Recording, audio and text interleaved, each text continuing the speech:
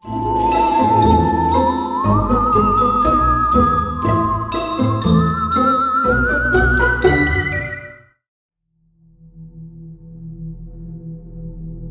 our quiet, idyllic neighborhood, a sinister secret festered within the gloomy house next door, owned by the reclusive Mrs. Henderson. She was a widow who rarely ventured outside and never exchanged more than a passing nod with anyone. But it was the forbidden basement that fed our nightmares.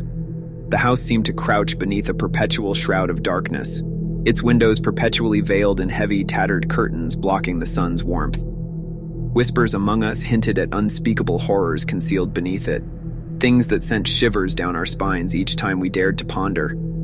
It all began on a stormy night, one of those nights when the wind howled like a vengeful specter. Lightning slashed across the sky, and thunder bellowed like an enraged beast. In my bed, I lay awake, the chilling atmosphere outside seeping into my room. And then, the noise began, the faint, pitiful whimpering that cut through the tempest like a ghostly cry. Curiosity gnawed at me, and I slipped out from my covers, my bare feet making no more sound than the whispering wind. The pitiful whimpering seemed to beckon me closer, a siren's call that I could not ignore. It led me to the side of Mrs. Henderson's house, where an old, rusted hatch in the ground taunted me. The source of the whimpering emanated from beneath it. I raised the hatch with trembling hands and descended into the unfathomable darkness below. The air in the subterranean chamber was cold and damp, and the ground beneath my feet felt peculiarly soft as if it held a macabre secret. The whimpering grew more pronounced, echoing through the darkness and guiding me further into the abyss. I stumbled upon a massive ancient wooden door, its surface etched with strange symbols that seemed to writhe and contort in the dim light. The pitiful cries intensified, now unmistakable, emanating from the other side. Summoning all my courage, I pushed the door open. The sight that met my eyes in that dimly lit basement would haunt me to my dying day. A woman, her face contorted with terror, was shackled to the wall, her eyes filled with a desperate plea for salvation. Her clothes were tattered, her body frail and gaunt, as if she had been imprisoned in this accursed place for an eternity. "Please," she whispered, her voice a raspy echo of humanity. "You have to get me out of here." I rushed to her side, my fingers trembling as I fumbled with the chains that bound her. As the last shackle fell away, she clung to me, her frail form shaking with fear and hope. She began to speak, her voice quivering, recounting a tale of abduction and captivity, of months spent in this subterranean nightmare, tormented by her captor, the very woman who lived in the house above, Mrs. Henderson. We ascended through the hatch together, returning to the stormy night above. Running to my house, I called the police, recounting the nightmarish discovery and the woman's horrifying ordeal. They arrived swiftly, their faces etched with grim determination. As they led the rescued woman to safety, I watched in a daze as they proceeded next door, where Mrs. Henderson awaited. Moments later, they emerged with the elderly woman in handcuffs, her frail appearance starkly contrasting with the malevolent monster she concealed within.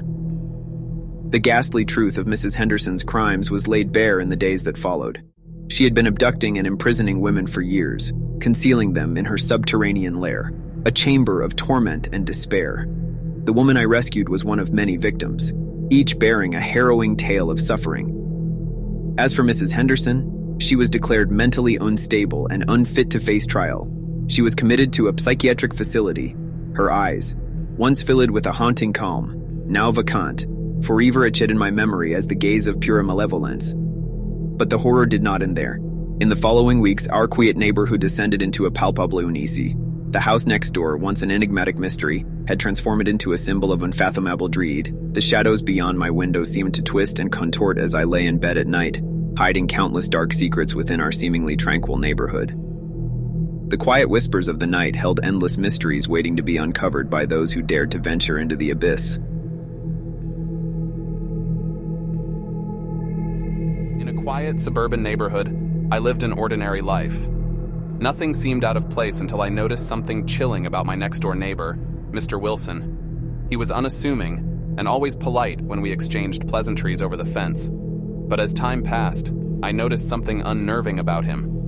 He watched his neighbors at night. It all started innocently enough. I'd catch glimpses of him through his bedroom window, his curtains drawn just sufficient for me to see his face illuminated by the eerie glow of his computer screen. At first, I brushed it off as a harmless habit. After all, we all have our quirks, right? But as the weeks passed, I couldn't ignore the feeling that something sinister was afoot. Mr. Wilson's late-night surveillance became an obsession, an unnerving ritual that filled the air with dread. He sat there for hours, night after night, peering out his window and watching our homes like a malevolent shadow. I couldn't help but wonder what he was looking for. Was it some sinister secret he thought we were hiding? Or was he merely a lonely man seeking solace in the lives of others, his eyes filled with a chilling hunger for the unknown? I kept a closer eye on him, watching him as he watched us. It was a twisted game of cat and mouse, and I was slowly drawn into his nightmarish world. One frigid autumn night, as I watched Mr. Wilson from the shadows of my own window, I saw something that sent my heart racing. He wasn't just watching us anymore. He was actively doing something that reeked of dark, malevolent intent.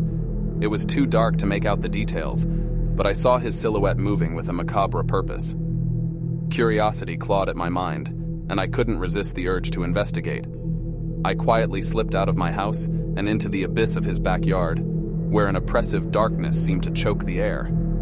There, I saw him, hunched over a small table covered in grotesque symbols that seemed to writhe and pulse with a life of their own. He held a candle, its flickering flame casting grotesque, elongated shadows on his face, making him look like a creature of the abyss. My heart pounded in my chest as I watched him perform some sort of ritual, his voice murmuring incantations that sent shivers down my spine.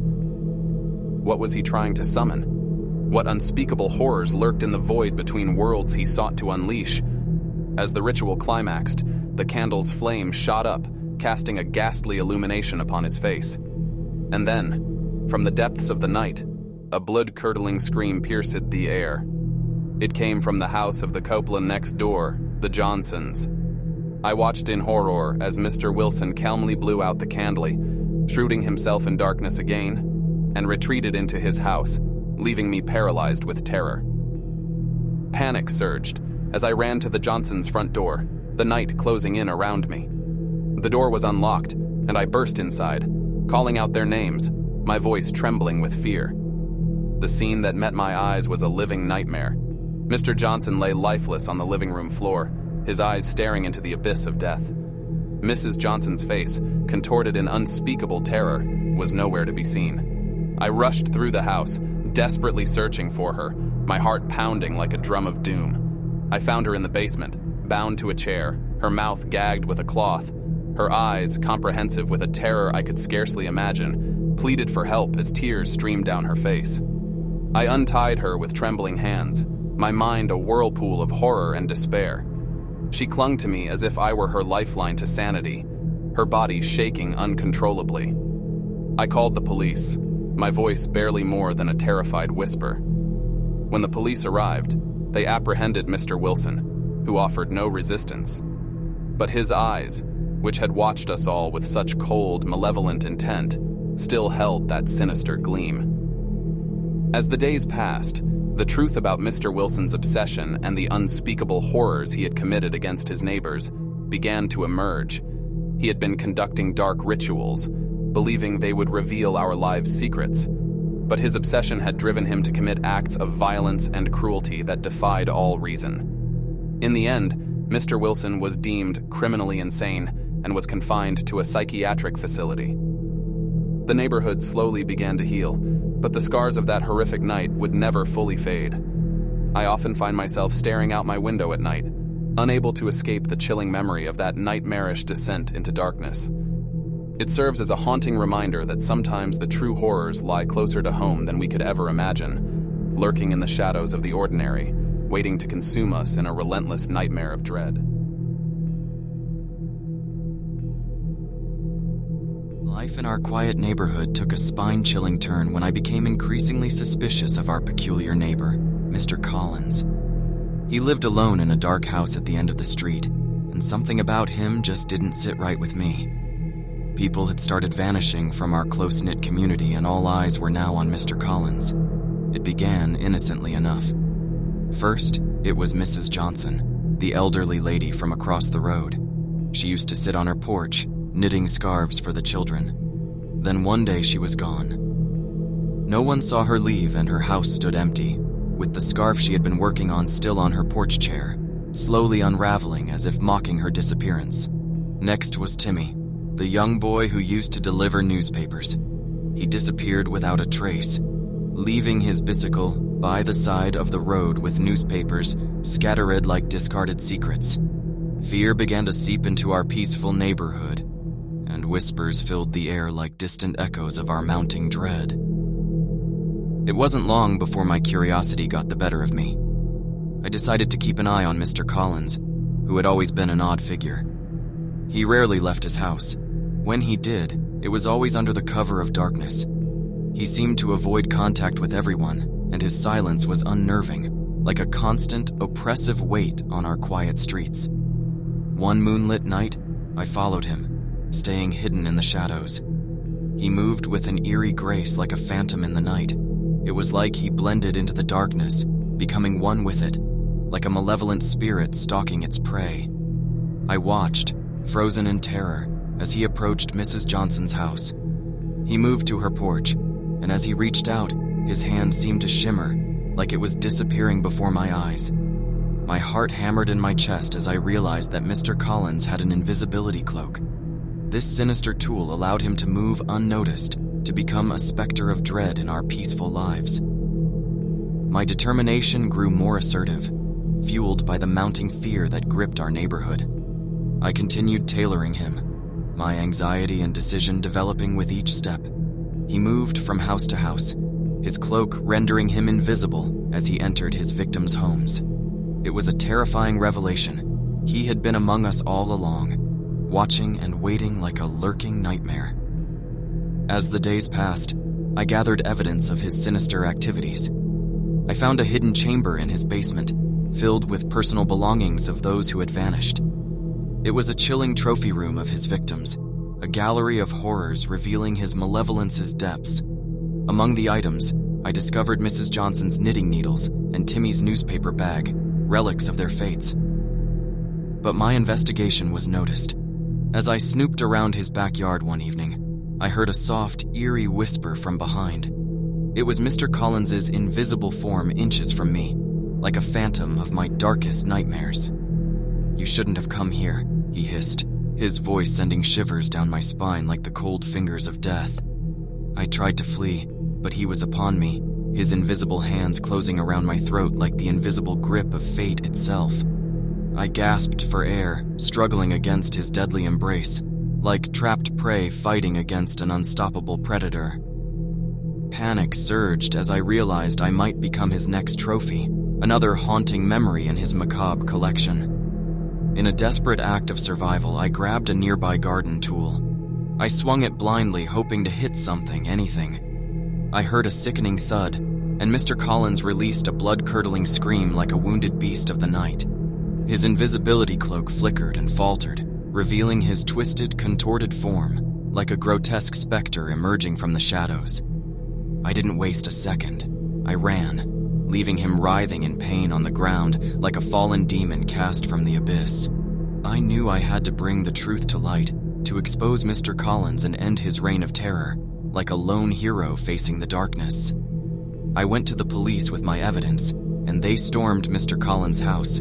They found the hidden chamber, the cloak of invisibility, and proof of his sinister deeds like a den of horrors unearthed. He was arrested, and the neighborhood breathed a sigh of relief, like a respite from a nightmare. But the horror didn't end there. As Mr. Collins was led away in handcuffs, he turned to me with a chilling smile, like a sinister specter taunting its captors. "You can see me now," he whispered, his voice filled with malice. "But remember, I'm not the only one." Like a haunting promise of more terrors to come. This lingering curse would forever haunt our peaceful neighborhood, like an endless nightmare from which we could never truly awaken. Thank you for watching. If you want to support our channel, don't forget to hit the subscribe and like button.